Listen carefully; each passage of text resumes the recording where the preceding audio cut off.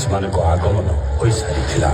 ସେମାନେ 1803ରେ କଟକକୁ ଅଧିକାର କରିନେଲେ, ଏହାକୁ ନିଜର ସାମ୍ରାଜ୍ୟରେ ବାନ୍ଧିଦେଲେ।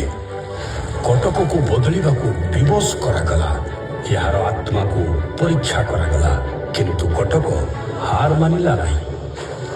କିନ୍ତୁ ଯେପରି ବିନାଶ ପରେ ପୁଣି ନବସୃଜନ ହୋଇଥାଏ, ସେହିପରି କଟକର ସ୍ୱର୍ଣ୍ଣିମ ଦିନ ପୁଣି ଫେରିଲା। ସ୍ୱାଧୀନତା ପରେ କଟକ ପୁଣି ଗର୍ବର ସହିତ ମୁଣ୍ଡ ଟେକିଲା। ଆଜି ଏହାକୁ ମିଲେନିୟମ ସିଟି କୁହାଯାଉଛି। ଆଜି ଏହାର ଗଳି ସକାଳ ପରି ଚମକୁଛି। ଏହାର ବଜାରରେ ବ୍ୟବସାୟର କୋଳାହଳ ଅଛି, ଆଉ ଏହାର ମନ୍ଦିର ପ୍ରାର୍ଥନାରେ ଗୁଞ୍ଜରିତ ହେଉଛି, ଯାହା ମୋର ଲହଡିର ସ୍ପନ୍ଦନରେ ସମତାଳିତ ହେଉଛି।